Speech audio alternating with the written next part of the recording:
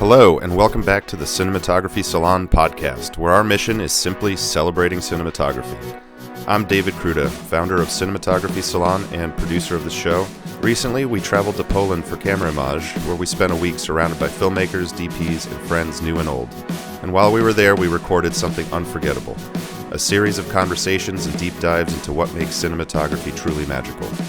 Our fantastic hosts, Ava Benjamin Shorr and Lauren Guiteras, led the discussions with their insight, curiosity, and passion for the art, working alongside Topher Hammond, who co-produced and ran cameras to make sure every interview looked and sounded top-notch. A massive thank you to the team at Fujifilm, who made these episodes possible and our trip unforgettable. Their continued involvement and support of this community is deeply appreciated, and we look forward to collaborating well into the future. We'll be releasing these special episodes alongside Season 3 of the podcast, so stay tuned. If you love this craft as much as we do, you're in the right place. We hope you enjoy this episode.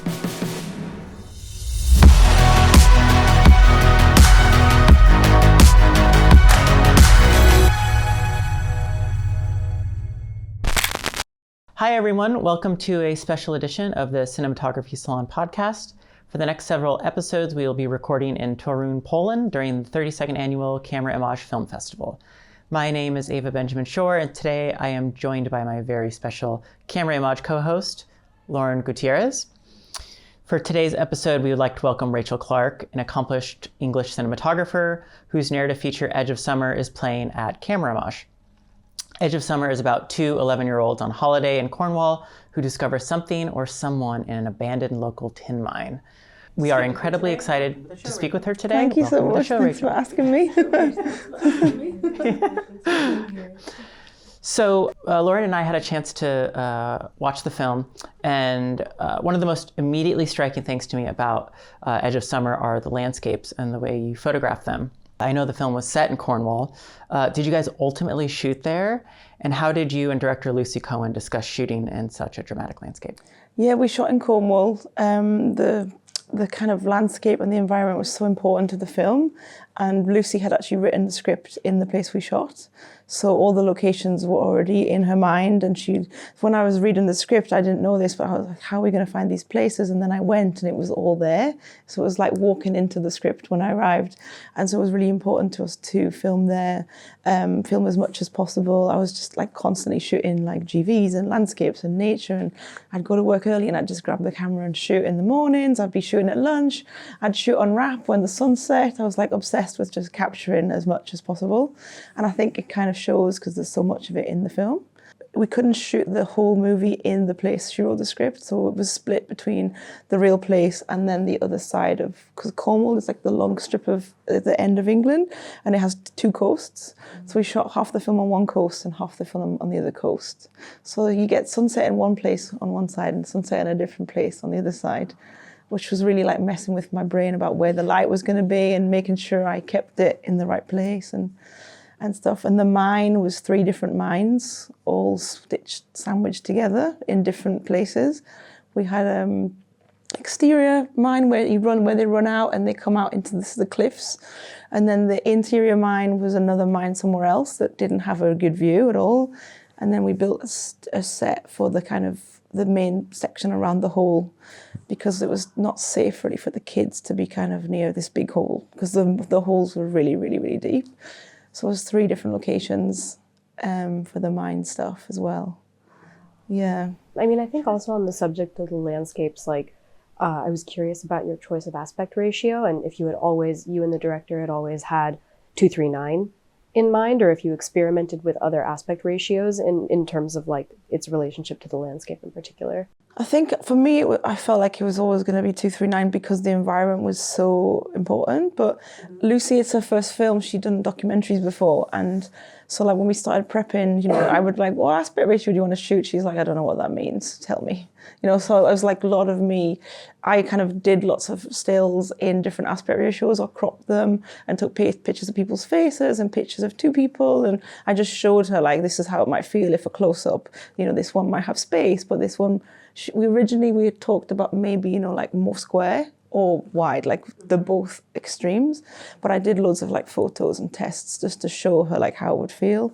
And then we did some test shooting with not the real kids, just some other kids as like a kind of proof of concept for her, because people were, I guess, worried that she wanted to like have an experiment, like to test shooting a scene to see how she would direct the kids, to see how she would like cover a scene, how we talked about coverage. And so we did lots of like tests with Lucy before, and just to kind of get into it a bit. So in that test, I did different aspect ratios and stuff just to show her. Mm-hmm. But she really wanted it to be kind of wide to see the landscape and stuff. Yeah, but that was the reason. It felt really like, to me, I kind of thought that was the right decision, but obviously I involved her in that conversation too.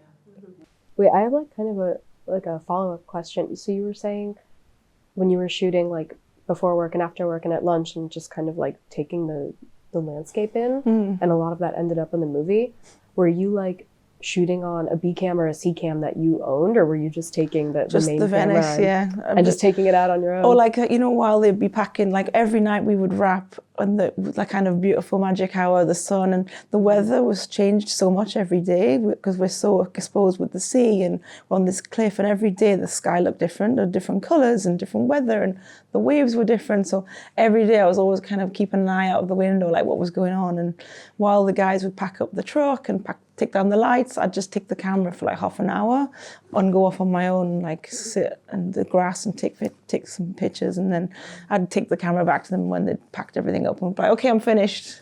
That's like I've had my half an hour of therapy. Yeah, and of collecting like a library, like you said, of like each different type of weather and each different type of sky for them to use in the edit where it was appropriate. And then I also, because when I was I was a camera assistant and I was never allowed to like touch the camera, you know, because I was so scared of it. And so I always like try and encourage my crew to like also do some GVs too, even if they don't end up in the movie. So I had this game of like, see who can get a shot in the movie. So I had like my trainee, my loader, my focus puller. I even the grip at one point was doing it. I was like, come on, everyone take the camera, everyone do some, you see what I'm doing, you know, I want you to imagine like, what's the vibe, like what are we interested in, like flowers, grass, leaves, birds, whatever it is, like take the camera. If I'm doing a rehearsal or I'm talking to the director, just take it and shoot some stuff. So I got everybody to shoot some like shots to try and get it in the movie. And I don't even know if any made it, but that was the game I made, just to encourage them to think about it and be involved.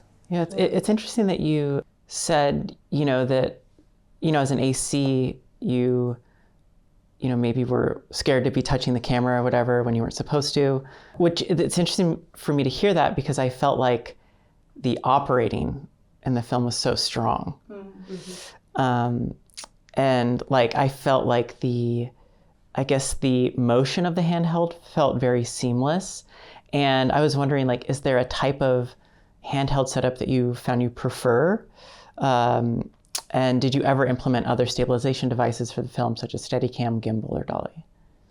Yeah, I mean, handheld, I love handheld, and I do a lot of it, so I've got quite good at it, and it feels really natural to me to have a camera.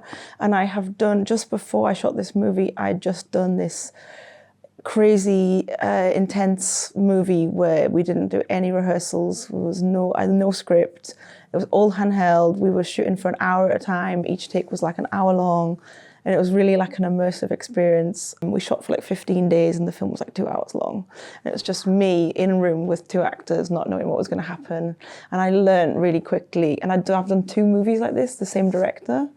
And it just got me really good at learning, like trusting my instincts, like being brave. I don't even think about it anymore. I just go. And like knowing when you walk in a room, like where to stand, like do I go next to the window, towards the window? Like if someone's doing something, I kind of know where to put myself to kind of cover everything from one position if I have to. And I had just done that movie I just wrapped about a month before I did this film. And it was funny because I had my focus puller, she hadn't done the previous movie with me, but she did this one. And there was this one day at the end of the day, we had to shoot the scene in like 15 minutes. And I just like ran around with the camera like a crazy person.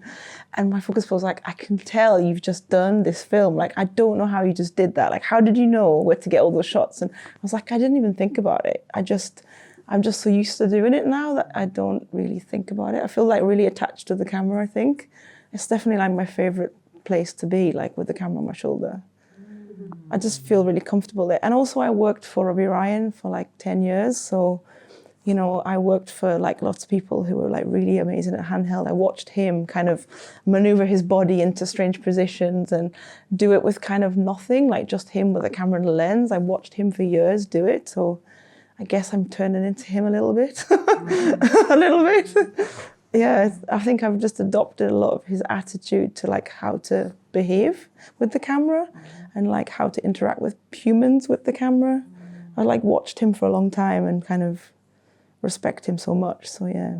How are you also monitoring lighting? Like, are you, because I found like personally, that's always something that I've been frustrated with because I really like lighting. But I also kind of like handheld operating, but I feel like they kind of don't go together. It's tough, yeah, you know? It's tough. Do you have like a monitor that you're kind of... Yeah, I have like a 7-inch like monitor above my eyepiece, and I have like I have it all really tight, and I have my eye here, and I have like a monitor there, and I'm constantly like looking up and down. And the movie I did I had like the one there was no rehearsals and stuff. I had a very ND on the front, and I was doing the iris and the ND and at the monitor, and you know doing it all kind of like as I went. Yeah. As the sun come in and out, and then you just have to have a gaffer that you can trust. You know, like. You have to have a gaffer that has another set of eyes on the monitor. Like if I'm not going to if I do a rehearsal, I ask them, you know, just keep an eye out for me. If you see some weird shadows or you see a dark patch or you see little things that we can tweak, like please like support me and I'm happy for you to do that. And so yeah, I just have a gaffer that like I can trust really, that keeps an eye out for me because you have to. Or who can like fade things up and down during takes if the light goes, or you know, just like they will come to me after the take and be like, listen, I think it was a bit bright over there, maybe we should like close the curtain, or do you want a little bit more fill here? And like, yeah, I do rely on them a little bit, you know, because I don't always have time to go and watch playback either, because I have to go to the director. And then with this film, it was the kids. I had to really be with the kids a lot to like make them feel comfortable and, you know, like tell them it was good or like give them little notes in a kind of non-filmy way. So I didn't really have much time between takes to like tweak stuff. So I'd kind of rely on my lighting team to do that. Did in post, like in color, did you ever go, gosh, I wish I would have had a set of like I would have been able to look at that. Yeah, all the time. Yeah, and of course there's some scenes that I think, oh God. And like my husband's a gaffer, he's coming to watch the film tomorrow, so I'm sure he's gonna give me loads of shit. He's going to give me loads of grief, I'm sure. About what do you think he's going to criticize? Oh, just like, why didn't you put a little tickle in their eyes? Or, you know, why is there a shadow there? Or like, what was that all about? Well, if he criticizes you could just be like, is your film at Camerimage? No, he just loves light. He's amazing at lighting. It's his thing, obviously. So he's like, and sometimes I'll be like, turn that off. And he's like, no, you need it. And I'm like, no, I don't want it. Turn it off. So yeah, he likes really beautiful, perfect lighting, you know, and I'm more of a like, I don't mind if it's a bit messy sometimes, especially for this film. I think it was right. But and then I had one Steadicam day on the film, which is the scene when the kids are like kind of floating and dancing. That's one Steadicam day we had. And then yeah, set up, I just, you know, have the camera on my shoulder. I don't really take loads of stuff off. It's just about balance, you know, making sure it doesn't pull me one side, or I prefer it to be a bit heavier, if I'm honest, because I like the weight. I like to feel it on my body. So I don't really like little cameras on my shoulder because I find the balance is a bit strange. With the Venice, it's so heavy, but I kind of like it. But it's like shock absorbing almost if you have that more weight. Yeah, exactly. It doesn't really bounce around, and I don't really have anything on the bottom. I take it all off, so it's just like as close to my shoulder as I can, so I can feel it. But yeah, there's nothing special really. I noticed when we were looking at like some BTS that you had shared of the film that you guys went into Rialto mode, and I'm curious, or there's like a Rialto picture, on that Instagram highlight. What scenes did you use the Rialto for, and like what scenarios was it useful on this film? We shot in the caravan. Actually, a lot of the caravan scene got cut out of the film, but there was loads of stuff we shot in this tiny caravan, and just to physically get the camera light around on the shoulders of the two people sitting against the wall, we used it there a lot. And then in the car, when we were in the car, again, just to get in the position. And that was it really, to be honest. Nothing in, I thought I was going to use it a lot in the mine because it's so small in there, but I ended up being able to kind of put the camera on my shoulder, squat a little bit and wiggle down. I couldn't turn around, but I could just walk forward and then reverse backwards. Yeah, there's a lot, right, there's a lot of space, but only in one dimension. In one direction, there. yeah. And actually the Rialto, like then I'm connected to someone else, then the grip has to carry it, or then I don't have the freedom to move. So I just kind of just got rid of it after a while and just went with the camera as it was, because it's just easier. I think it's less messy and streamlined, you know. Yeah. I mean, also talking about the mine, like we were curious about the use of headlamps because that's such a primary source of light in those scenes. So I'm wondering, is that something that was scripted? Did those come about as like, were they the result of a discussion that you guys had about how do we light the mine? Or if you could talk more about that. Yeah, they're in the script, and the film's set in the 90s, and they're like true to their period headlamps, which I kind of adjusted a bit. But yeah, they're in the script, you know, they go down there with the lamp, and in the script there's a lot of stuff like that there's only the headlamp, there's no other light, and in the script there was lots of stuff like it's pitch black, they can't see anything, they can't see where they're walking, they're feeling on the walls. So there was loads of discussions in prep of like, okay, so this mine is really scary, but like we want to see it, right? Like how dark is it? And the director really wanted like a single source of light. She wanted us to feel as if we're experiencing the mine with them, that they couldn't, she only wanted the light to go so far. She didn't want to see everything. And I was like, okay, I'm not sure. Like maybe we need to see the mine, we need to see the walls. And we did a test, like a whole test day in the mine with different lighting setups, like nothing, with just a headlamp with little bits here and there. And I did all degrees of like brightness for her to see. And as soon as I got there, I was like, I know she's just gonna want the headlamps. Yeah. And she was like, yeah, this is the headlamps. And I was like, oh God. With some stuff I sneaked in, but we brought a lot of stuff down in the grade as well to make it even darker. It's so interesting. I find that I have that conversation with directors too, like, because I think that maybe it's just like a stylistic thing, but I love, even if it's like a indirect soft source at like 1%, or you know what I mean, relative, whatever that means, you know, this bringing it from black to just like something where you can kind of feel a little bit of the depth of the space. For some reason that I think is so beautiful and kind of, it keeps the tone, but is like kind of freaky. But it's like, I find it hard to convince directors that that is worth the extra time and energy, you know? I mean, she trusted me, you know, she was like, you know, I'm not going to force you to do anything you don't want, but she just had this real kind of vision that she wanted the sound to be a real big part of the scenes too. And because it's about kind of children and loss of innocence, and there's this little kind of magical element, like folktale thing, we don't know. She just wanted it to be like dark and real. She wanted it to feel real. She didn't want it to feel like we'd like lit it or manufactured it. She wanted it to be like the real experience of the kids. And in the rocks of the mine, there's these minerals and they're like silver and it glittered, like glittery. And it was so amazing. I was like, we have to put some light in here to see this. And then the other thing I was really worried about was like, if it's just headlamps, when the kids move their heads, the kids are responsible for the lighting. Like I've got 2 10-year-olds I've never met, and they're gonna probably just look at their feet, and that means no one's gonna see anything. So I was really freaking out about like, the kids are doing the lighting. So all the time I'm like, okay, Joel, look at Flora. Flora, look at Joel. Okay, Flora, look at the wall now. You know, and she's like looking at the wall to get the bounce off the wall. And then I sometimes would say to her, go behind him and look at me. Like, so she would flare the lens, and I would like tell them like where to look a little bit during the take so I could control the lighting, which was quite kind of stressful. Cheapest gaffers and and then I also had because I had loads of different torches. I done like loads of tests and experiments. I ordered like every headlamp I could possibly find in the world, and I bought loads on eBay. And the original like 90s ones, they have this single bulb, but it's really like dim. It doesn't really give you much light. It just wasn't going to do enough. And I really wanted the single source so I could get these nice flares. But it just kind of was really hard to get enough light from one bulb, even though all the things I tried. So I actually like took them apart, and the gaffer and the spark basically put little LED panel in there. And then it went down this, it was controlled by, they've got these pouches that they're meant to be the old batteries. So we ripped out the old lead acid batteries and we put a battery in there and a little Wi-Fi controller.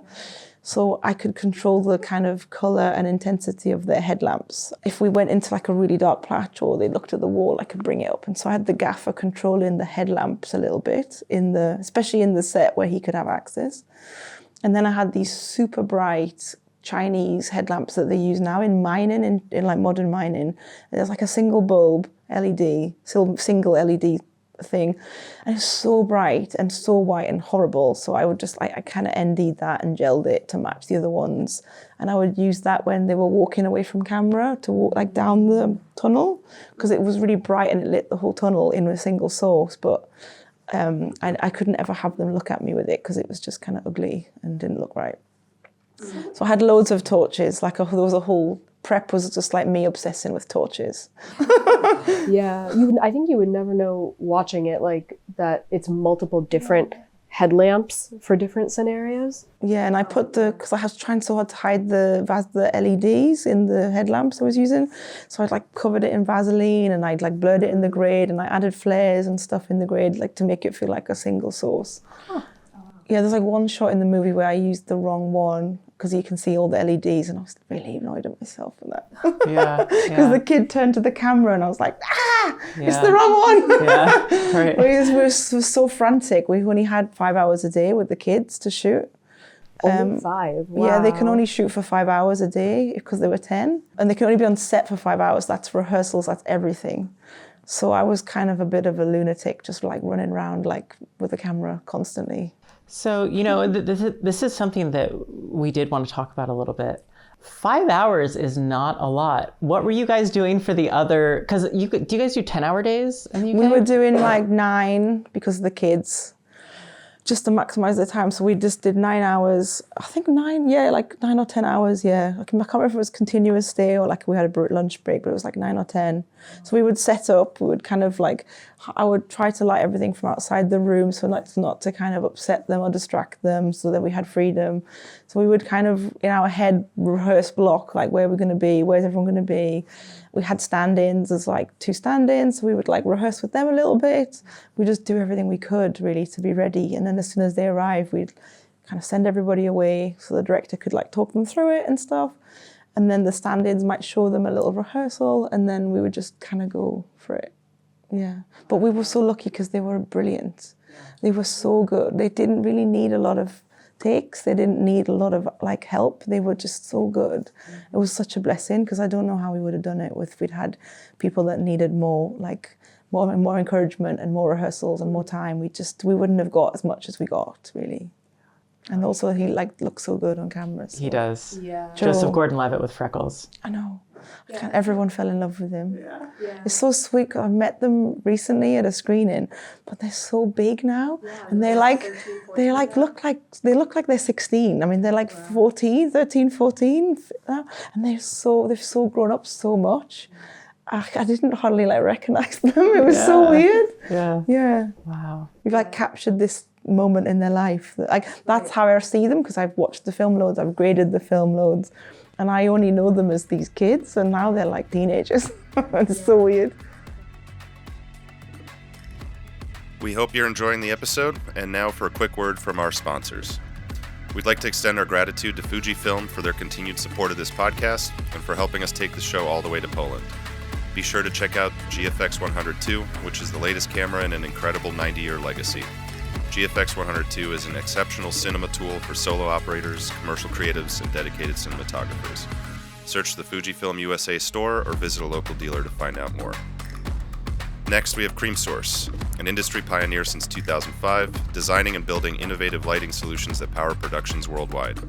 By partnering with some of the best cinematographers, gaffers, and rental companies in the industry, Cream Source leverages expert feedback to provide purpose-built lighting products that address complicated production challenges head-on. A big thank you to SanDisk for their continued support of the show.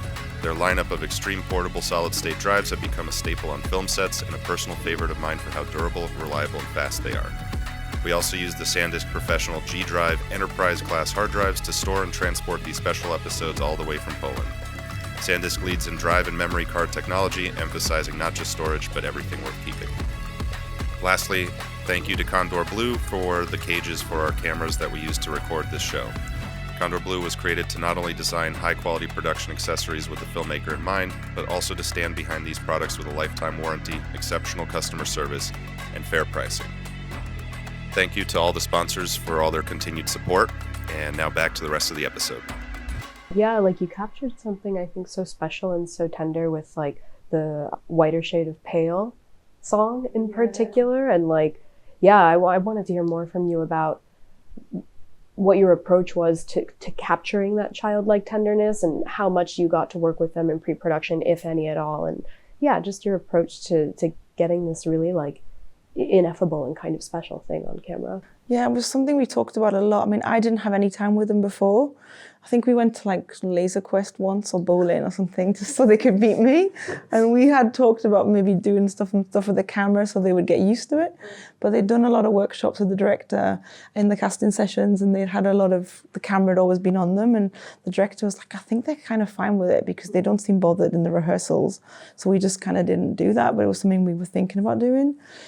But she workshopped with them a lot. She spent a lot of time with them in prep. So I kind of lost time with her because she wanted to spend time with them. So she had kind of spent a lot of time with them, with their mum and their screen mums.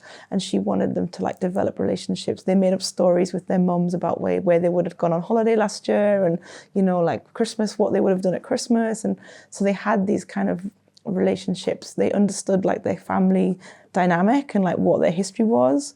And that was really nice, I think. And they didn't spend too much time together because we wanted them to have this kind of like tension at the beginning where they didn't really know each other that well. And then they were actually like that. He was really awkward, Joel. He was like, I don't want to talk to girls. You know, he was very like awkward. Flora had gone, she went to an all-girls school, so she hadn't really hung out with boys that much. So she was also a bit like, ooh, you know, he's like, no, he's weird. So they had this kind of real awkwardness when we started, and then they actually started to kind of like each other towards the end, and kind of, she thought he was quite funny, and he thought she was quite smart. So they kind of started to like each other for real, and it was kind of sweet to see that. Did you ever watch that show, My So-Called Life? Growing up, that's like Jared Leto and what's her name, Claire Danes. Claire Danes, yeah. Yeah, it was like that. But they're so different. They're from very different. He's from Cornwall for real. Like he's a boy that lives there. He's from there, and he has a real different background, family background. To her, she is like from a more of a middle class family. She lives in kind of like a posher place. She goes to private school. She's like very different education, very different background. Like she wanted to eat like pistachios and sushi every day, and he wanted like chips and Coca-Cola. Like they couldn't have been more different. It was so funny to watch them. But we talked a lot in prep about this kind of, the script is even more, this like, kind of, the script was full of magic and like adolescence and imagination and wonder and kind of capturing like things through child's eyes, and the director wanted it to slowly like fade or slowly, it's this kind of thing about kids, what kids understand about adults. Like we believe everything adults say, and then slowly then something happens, you start to doubt the adults, and maybe you have more of an understanding of the adult world, or that you're being misled or not being told the whole truth. So we talked a lot about this in prep, about we didn't want to look down on the kids, we didn't want to make a kids movie, we wanted to kind of be on their eye line, always be with them. At one point, we were actually going to just frame out all the adults, kind of like chop their heads off or like have them in the background or always be out of focus. Like we talked a lot about how we see the kids, how the kids look at other people, how the kids look at each other. Which, one of the ideas was this kind of imagination. If it fades, we slowly like took some saturation out throughout the film so that it wasn't as like vivid and bright and be like they have this kind of like childlike imagination at the beginning, and then this darkness, this experience they have together, like they lose their innocence a little bit, and it's not the same. They're not the same kids at the end of the summer anymore. So yeah, we talked a lot about that, lots and lots. We watched loads of even like stuff like The Goonies and E.T., where they don't treat kids like they're stupid, like they treat kids like the hero of the movie. So I watched loads of stuff like that, as well as loads of stuff like Petite Maman and The Wonders and Spirit of the Beehive, that Lucy was kind of really loved Spirit of the Beehive. She wanted she like loved the use of lighting and stuff. She always wanted to be looking at textures and atmosphere. And I had the job like 2 years before we shot. So I got the job kind of like during like just after lockdown, between lockdown. And we couldn't shoot for a really long time because we couldn't afford all the COVID testing and stuff. So we had to wait for a really long time. So we had a long time to talk about like how light falls and how you see things. And we talked, you know, I would video like dust falling in my room, backlit dust. And I'm like, that's kind of magical. And she's like, yeah, that kind of thing. Or if you see like a shadow on a wall and it kind of makes a funny shape. Yeah, that's so interesting. You're like scouting in that way already. It's not things that are specific to the exact logistics of the location. You're scouting like ephemera and phenomena of real life. And we tried to put like lots of things with glass in the like props, like textures was really important. Like she wanted textured wallpaper. She wanted her to like, you know, feel the wall. She wanted like fluffy things and hard things. And we talked a lot about like nature. And she, in the film, she, you know, she had this thing about this when kids are like before like they're in their teenagers, like they're quite innocent and they're not really maybe aware of their gender. And like the mom, like this point in this girl's life, she's about to get on her period, and the boy has like lost his dad. And so we talked a lot about, he's always looking out. He's always looking out at the world. He's like engaging with nature. He has this very physical, you know, stuff. He's talking with the moths, and he's got lots of like ropes and tools, and he's like kind of like already being pushed into these like masculine stereotypes, and he's always looking out at the world. And she's almost like trapped in this. We always like try to like have her looking inwards and have her inside a room, and her mum is always like looking at her appearance in the mirror, and she starts to like notice these things that like women do. Like her mum's commenting on her stretch marks and that she's put on a bit of weight and maybe not to eat the cake, and suddenly she's becoming aware of all these things that she wasn't aware of before, and she's really uncomfortable. And Lucy really talked to me a lot about all this thing of like masculine, feminine, and these kind of like ideas of what like girls are supposed to do and boys are supposed to do. And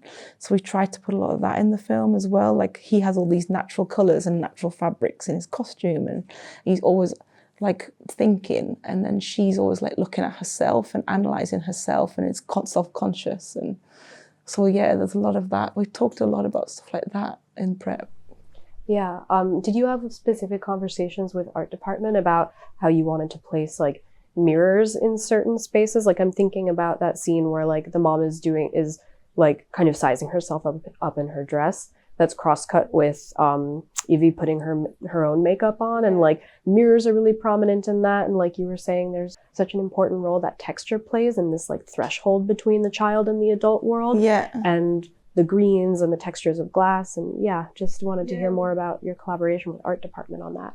Yeah, I mean, there was a lot of mirrors in the script. It was all in the script, you know. It was all about like she's like how like the mom and the girl are like always having like they're starting to look at themselves in the mirror and analyze themselves. And we wanted him to have windows. He was always looking out, and they were more looking in, and like the kind of difference between the two of them. And yeah, like lots of different ship mirrors, and the sink and the mirror we put in the room because we wanted her to be like in this corner, like kind of trapped looking at herself, while he's outside. And the mum is always kind of like, she's a woman of a certain age who's like got some wrinkles now, and she's maybe got a little bit of a roll here and stuff, and she's conscious of it. And yeah, we talked a lot about that, and the props with art department, you know, like textured things and like things that have a touch, or glass and things that have light, and things we could hang in the windows that might make a shape.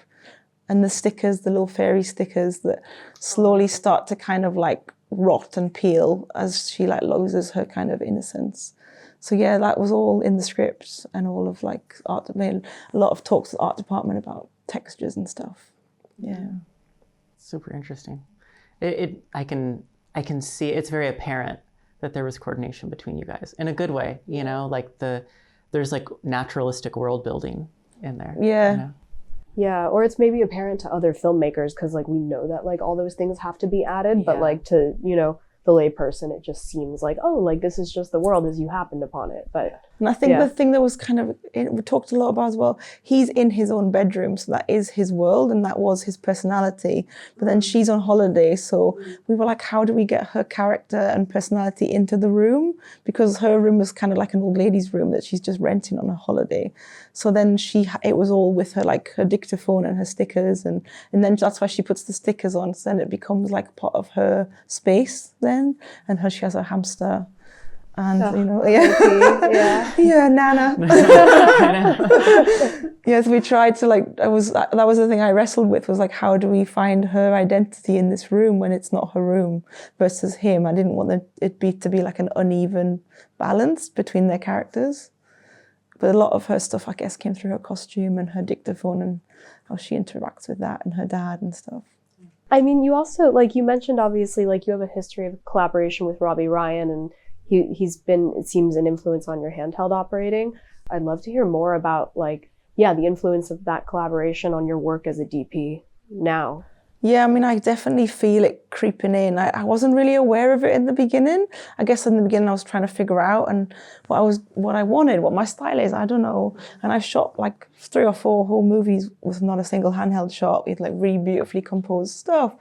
But I do find that I'm more drawn to this kind of visceral handheld thing. I think it's the thing I get the biggest kick out of, the thing I feel really close to. And I think Robbie and I did 3 films with Andrea Arnold and Robbie Ryan, and I think they've definitely had an influence on me and taught me a lot about filmmaking and how to capture things in a way. They definitely work in a different way to other people. Like everything's very stripped back, everything feels kind of real and honest, and I've spent years watching them and kind of absorbed it all, I think, without really noticing it. Yeah, I also saw that you had worked under DPs like Rob Hardy and Chase Irvin, and that's got to be such an interesting way to soak up information and style. And it makes me think a lot about maybe like a couple generations removed from now, of like the type of cinematographers that would come out of these sort of like, I'm gonna operate for so-and-so, and then once they're busy, I will then shoot for that director. I think about a lot of like this group of like New York cinematographers in the 70s that kind of came up through working with Martin Scorsese, and that's so. And a lot of, I think, younger DPs now are sort of like film school career, and it's maybe slightly changing, but I feel like I can only imagine, because I think I fall more into the, not really that I went to a film school, but like film school career, like kind of starting the career early. That information would just seem to me so invaluable. Yeah, it's interesting. I mean, definitely. I was an assistant for like 15 years, a long time, and I more than that actually. And I was also like a PA and a runner, and I've been on every type of set, the tiny indie movies with no money to like the biggest movies filming in like London, like massive Hollywood movies, like superhero movies and stuff. So I've kind of seen it all. And I think the thing I noticed when I first started shooting was that I wasn't like scared to be on a set. Like I kind of understood how to behave, and I understood how to talk to people. And I was like, if I'm asking the art department for something, I kind of know how long it's going to take, or I knew that I wasn't asking for something that was outrageous because I knew it was okay. Or so I kind of felt like it gave me a lot of confidence to understand. I kind of felt so comfortable on a film set. It's kind of my home. Grew up there, kind of thing. And then I had loads of friends I could call for help too, and if I was like struggling with like a car rig or a nighttime exterior or some tricky thing, I'd be like, can I just ask you, like, I'm thinking about doing this. This is how I think I might be able to do it. We can't really afford that. So like maybe this. So I had like a support network of people I could ask questions to, which obviously is amazing. And then just different techniques, like different directors' approaches. And like Chase and Khalil were definitely like an amazing, when we spent a month in Africa together, which was just crazy. We had about like 8 cameras. It was just me.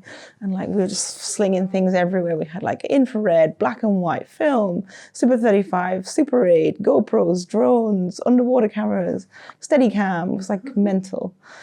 And there was just like cameras everywhere. And, you know, I'm just like kind of used to dealing with that stuff and like watching them work. And, you know, on that job, Chase would be like, hey, Rachel, do you want to operate a camera? I'm like, okay. And then Cleo would be operating one and Chase would be operating one. So I got to like see all of these kind of different ways to work and like different approaches to work. And then some people are super strict and have shot lists and storyboards and they're very methodical and everything is composed and considered and everything's predetermined. So I've seen kind of all of it. I've seen all of the aspects of it, and I think I've taken little bits from everyone. And it depends on the job, you know. Depends on the job, I think, you know, which little piece I take from my memory. Yeah, film is such a funny thing because I feel like everything and the structure of filmmaking wants you, maybe from a production standpoint, everything wants you to decide. This is how we're going to do it, so we can, you know, determine the amount of money that it's going to cost, and like boom, boom, boom, it's in the box, got it, okay, let's deliver it, you know? Yeah. But really, I find that it's so important to be open-minded to the process of a director, you know, and that's huge. And as a DP, you know, not to always be like, we can't do that, you know? Like, yeah. I think my more approach is like, honor the actors, give them space, like whatever it takes to make them comfortable. Because I always think like, if you don't get the performance, then like, what's the point? If they don't connect with the audience, then no one's going to really like invest in the film. And I think then you've lost the audience. I think I care more about the actors and making everyone feel comfortable than like my own work in a way. If a light is bothering someone or there's too many things on the set, I will just take them away because I think I can tell sometimes it's like people are like looking or they have to trip over like 25 flag stands to get to the set. And I just think it makes me feel a bit uncomfortable to put them in that position. It's like, because I've done loads of stuff with non-actors and loads of stuff with kids and loads of improvised stuff. And it just doesn't work. Like you have to just let it go. I'm kind of fine with it now. I'm kind of accept that certain jobs you just have to let things go and it's okay. And actually you get more stuff, you get a better performance. Mm-hmm. And I always want to make sure the director, like at the end of the day, they've hired me to like make their film with them. So like, is this what you want? Like, I'm not going to force someone to do something. Like if they don't want to shoot an anamorphic, I'm not going to force them. Like the last film I just did, in my brain, I was like, it's going to be anamorphic, it's going to be Super 35, 239, anamorphic, I'm going to shoot this. And then the director was like, no. I was like, oh. I was like, are you sure? And I did loads of tests and I showed her and she was like, no. I was like, okay. What choice did you land on instead? We did spherical, and we did 185, and you know, she was right. As soon as we started shooting, I was like, yeah, you're right. I think it was more me. I wanted to shoot anamorphic. I wanted to do an anamorphic movie, and I was like, this is the one. This is going to be it. I can afford it. We've got a bigger budget. And I was like, it wasn't right for the film. She was right. Yeah. So I gave in. What was the biggest change you saw in the film from how you conceived of it in early pre-production to what the finished product is now? Do you know, it's like funny because normally it changes so much, you know, where you read the script and where you start and where it ends. And I always think, God, how do we get there? Like, and I used to give myself a hard time when I was like starting out, like, oh, I've not completed the brief, you know, like that's what they wanted. And then we ended up here. And I was always like, how can I move forward and make sure I actually like do what we set out to do?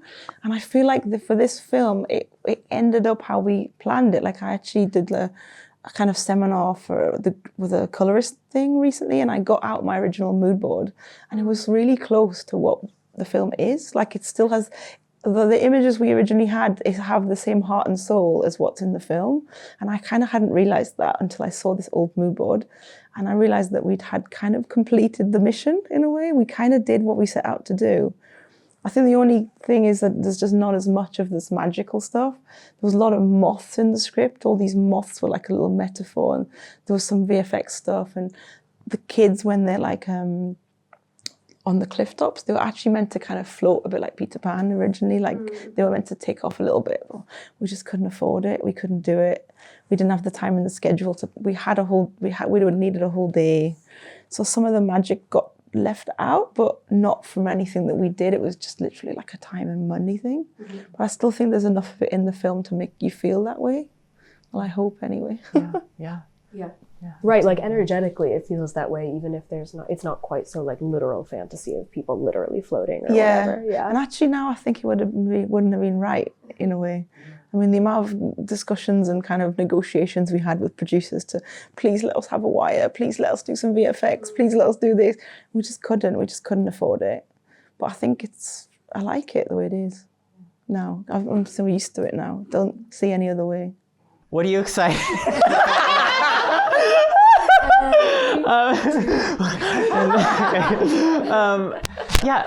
One other thing I was wondering is, what are you excited about in filmmaking these days? I think, so what's inspiring me these days? I mean, I'm always drawn to photographs more than films, I think, because I started out as a photographer before.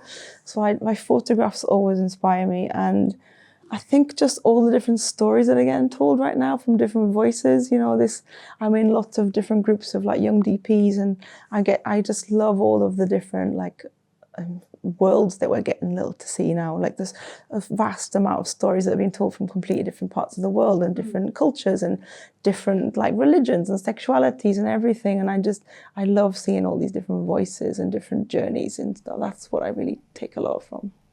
I'm really excited about that too, yeah. honestly. Finally. Yeah. Well, thank you so much for coming. No, thanks for having me. It was so fun talking to you, and I hope that we run into each other more at the festival and can keep chatting about stuff. I hope so too. Yeah. Thank you. Thanks a lot. Thank you, Rachel. Thank you. This episode was produced by Peter Pascucci, Ava Benjamin Shorr, David Kruta, Topher Hammond, and with original music by Out of Flux. We would like to extend our thanks to the Cinematography Salon community for supporting our efforts with this show. If you like what we're doing, please consider chipping in at patreon.com/cinematographysalon. Every little bit helps. Once again, we would like to express our gratitude to our friends at Fujifilm, Cream Source, SanDisk, and Condor Blue for making these special edition episodes a reality.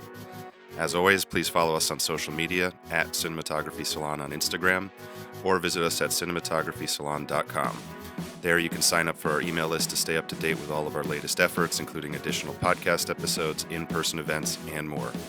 Stay tuned, and we will see you next time. Thank you.